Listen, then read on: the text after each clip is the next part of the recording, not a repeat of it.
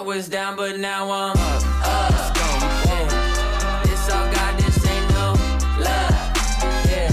I used to be stuck in that mud. Yeah, I was down, but now I'm up. I was down, but now I'm up.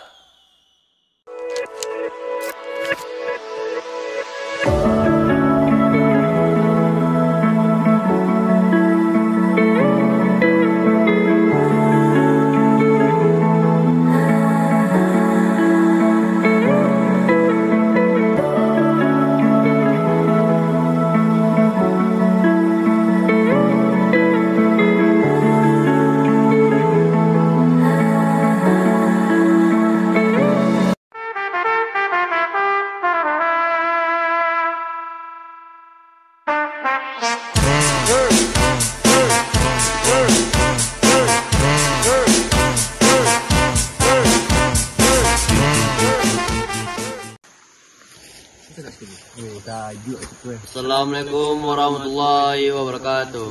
Halo sobat, pernah bayangin nggak gimana rasanya air yang kamu lihat mengalir di atas tanah bisa retak kapan saja? Ini bukan teori dan ini nyata. Saat ini kami sedang berada di Ngarai Sianok. Saya Jordan Damasya Putra dan rekan saya Ilham Putra Pratama akan menjelaskan bagaimana siklus hidrologi yang berada di Ngarai Sianok. Untuk video selengkapnya, simak video ini sampai habis.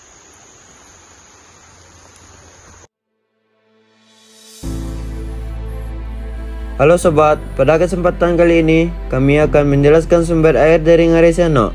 Jadi, sumber air utama Ngarai Sianok adalah Sungai Sianok yang dikenal sebagai Batang Sianok atau dalam bahasa Minangkabau, di mana batang berarti sungai. Sungai ini mengalir berkelok-kelok di dasar ngarai dengan air yang jernih dan menciptakan suasana yang damai. Sungai ini tidak hanya menjadi elemen estetis, tetapi juga berfungsi sebagai air bagi masyarakat sekitar.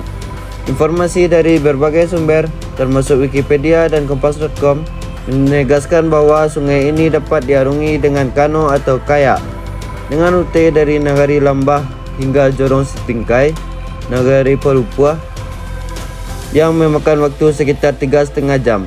Diorganisasi oleh organisasi olahraga air Quraisy, kejernihan airnya menambah daya tarik wisata dan gemericik airnya menjadi latar suara alami yang menenangkan.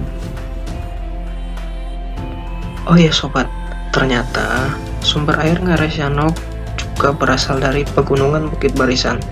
Jadi, Ngarai Sianok ini dilalui oleh Sungai Batang Sianok yang airnya bersumber dari curahan hujan di kawasan pegunungan Bukit Barisan. Kawasan ini memiliki curah hujan yang tinggi, sehingga menjadi daerah tangkapan hujan yang signifikan. Dan asal sobat tahu, bentuk lembah juga berperan sebagai jalur aliran. Jadi, topografi Ngarai Sianok yang berbentuk lembah sempit dan curam berfungsi sebagai jalur alami aliran air permukaan, atau bisa kita sebut sebagai surface runoff. Ini membuatnya penting dalam memahami perilaku aliran sungai dan potensi banjir lokal. Dan kemudian, Sungai Batang Sianok ini juga bermuara ke Samudra Hindia. Kenapa? Karena meskipun sungainya tampak kecil, Batang Sianok merupakan bagian dari sistem aliran yang mengarah ke Samudra Hindia, sehingga menjadi bagian dari jaringan hidrologi yang lebih luas di Sumatera Barat. Ngarai Sianok juga terbentuk karena sesar semangko, sesar aktif yang juga mempengaruhi pola aliran air tanah dan permukaan. Ini bisa menyebabkan adanya mata air panas atau perubahan arah aliran sungai dari waktu ke waktu. Dan asal sobat tahu juga, Ngarai sebagai daerah resapan dan pengatur siklus air. Jadi, vegetasi di sekitar Ngarai, termasuk hutan hujan tropis, berperan penting sebagai daerah resapan air atau infiltration area dan mendukung recharge air tanah. Ini penting untuk ketersediaan air bersih bagi penduduk Bukit Tinggi dan sekitarnya.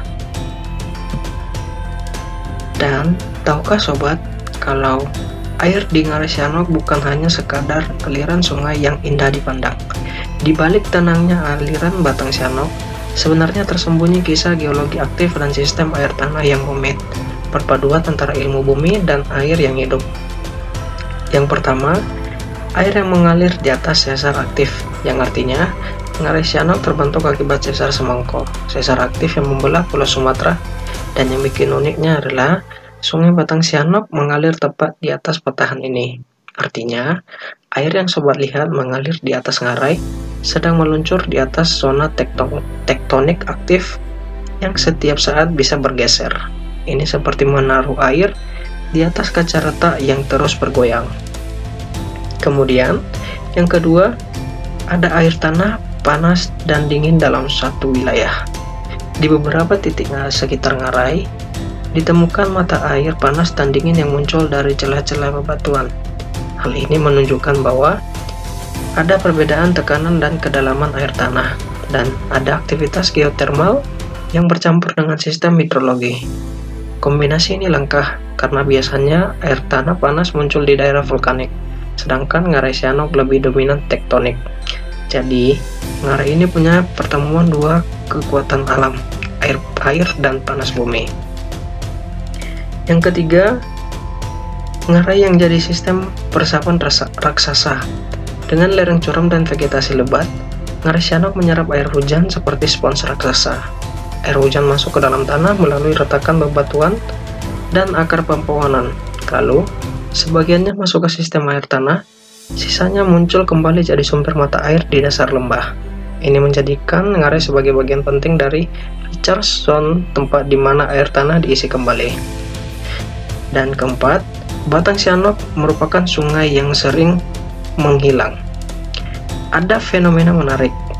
Aliran Batang Sianok di musim kemarau bisa tampak kecil atau bahkan menghilang sebagian di permukaan, karena airnya meresap ke celah-celah patahan batu. Yang artinya, sungai ini punya hubungan langsung dengan akuifer bawah tanah dan bukan cuma aliran permukaan biasa. Jadi, setiap tetes air yang mengalir di Ngarai Sianok bukan cuma perjalanan dari hulu ke hilir, tapi juga petualangan geologi, perjalanan ke dalam bumi, dan siklus yang berputar di atas patahan. Mungkin itulah beberapa hal yang kami bisa sampaikan tentang penjelasan hidrologi di Batang Sianok. Jadi, kapan-kapan lagi. See you.